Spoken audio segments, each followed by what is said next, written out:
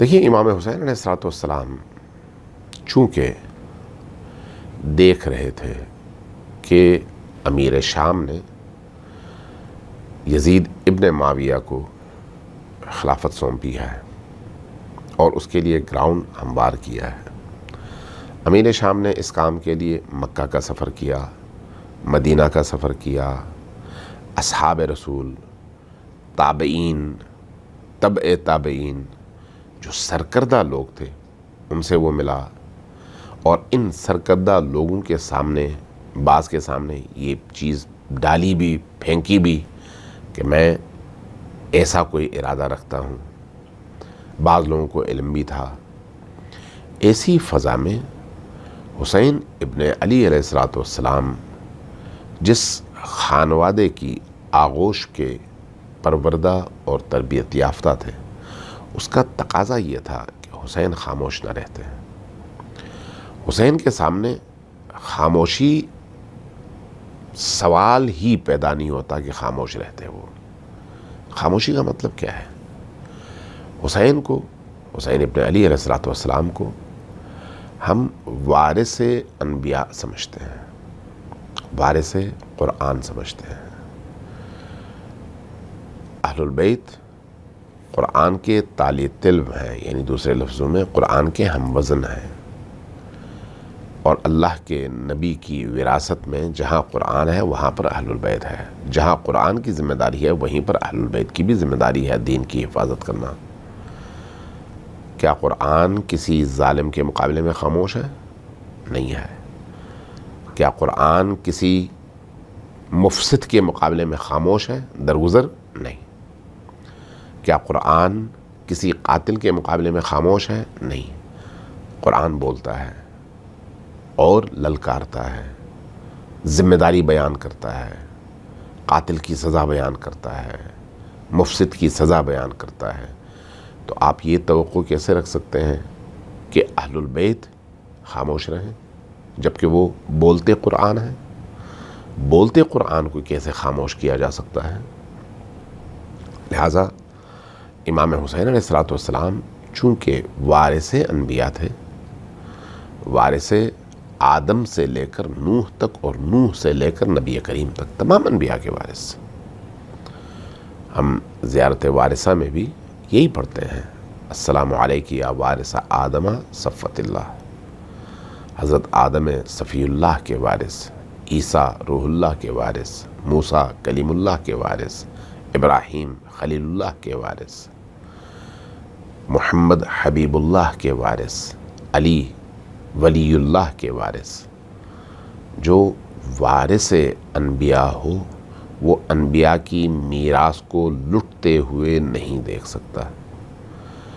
انبیاء کی مسند پر فاسق ترین اور فاسد ترین شخص کو بیٹھتے ہوئے نہیں دیکھ سکتا۔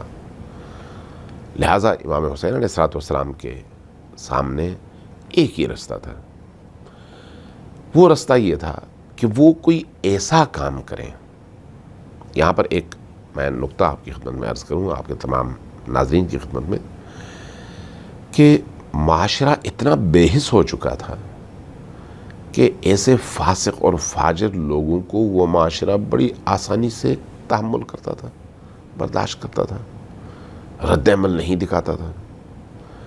جب انسان کے جسم کو کینسر لگ جائے، کینسر جتنا پھیلے اتنی بڑی سرجری کی ضرورت ہوتی ہے۔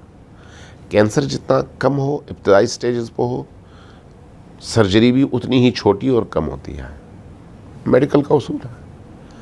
یہی میڈیکل کا اصول انسانی معاشرے پر بھی اپلائی ہوتا ہے۔ اگر پورا انسانی معاشرہ اس حد تک بے حس ہو جائے کہ ان کی آنکھوں کے سامنے شرابی مسند نبی پر بیٹھ جائیں، زانی مسند نبوی پر بیٹھ جائیں، فاسق منبر نبوی پر بیٹھ جائیں، اور معاشرہ بے حس ہو، ان کو بالکل کوئی فکر نہ ہو، کوئی انہیں پریشانی نہ ہو کہ مسند نبی پر کائنات کے غلیظ ترین لوگ بیٹھے ہوئے، تو ایسی صورت میں اس بے حسی سے نکالنے کے لیے اتنے ہی بڑے آپریشن اور سرجری کی ضرورت ہوتی ہے۔ حسین ابن علی علیہ السلام اس چیز کو بہت اچھی طرح سے سمجھتے تھے یہی وجہ ہے کہ امام حسین علیہ السلام نے جب یزید کی تخت نشینی ہو رہی تھی تو اس وقت تمام حاجیوں کو منا میں جمع فرمایا تھا، اور منا میں جمع فرما کر وہاں پر آپ نے لوگوں کو بتایا. پہلے لوگوں سے پوچھا، میں اس تفصیل میں نہیں جاتا، پہلے لوگوں سے پوچھا کہ میں کون ہوں.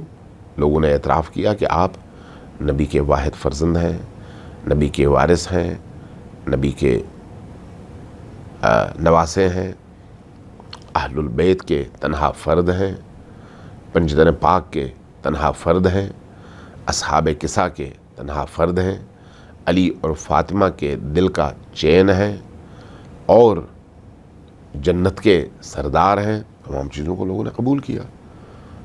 کہا تم کون ہو؟ کہا کہ ہم تو عام مسلمان ہیں.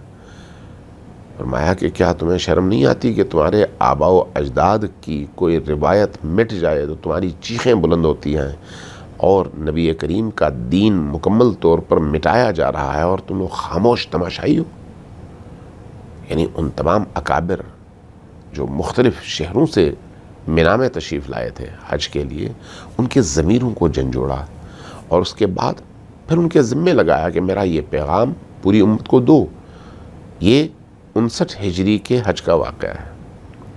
ابھی یزید تخت نشین نہیں ہوا تھا، لیکن امام حسین علیہ السلام کی بابصیرت نگاہیں دیکھ رہی تھیں کہ آگے کیا ہونے والا ہے. فرمایا کہ میں عنقریب اپنے پروگرام کا اعلان کروں گا اور بتاؤں گا کہ کیسے اس صورتحال سے اسلام کو نکالا جا سکتا ہے.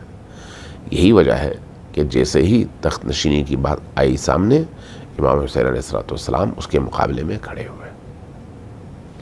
اس لیے اگر آپ تاریخ پڑھیں تو امیر شام نے، معاویہ ابن ابی سفیان نے، یزید ابن معاویہ کو جو نصیحت کی تھی وہ یہی کی تھی کہ عبداللہ ابن عمر، عبداللہ ابن زبیر اور عبداللہ ابن علی یعنی ابا عبداللہ الحسین، ان سے بیعت طلب نہ کرنا، ان کو چھیڑنا نہیں، چونکہ اگر چھیڑو گے تو تمہیں رد عمل کا سامنا کرنا پڑے گا. رد عمل کا سامنا دوسروں نے جو کیا وہ بھی واضح ہے، اور امام حسین علیہ السلام نے جو کیا وہ بھی واضح ہے.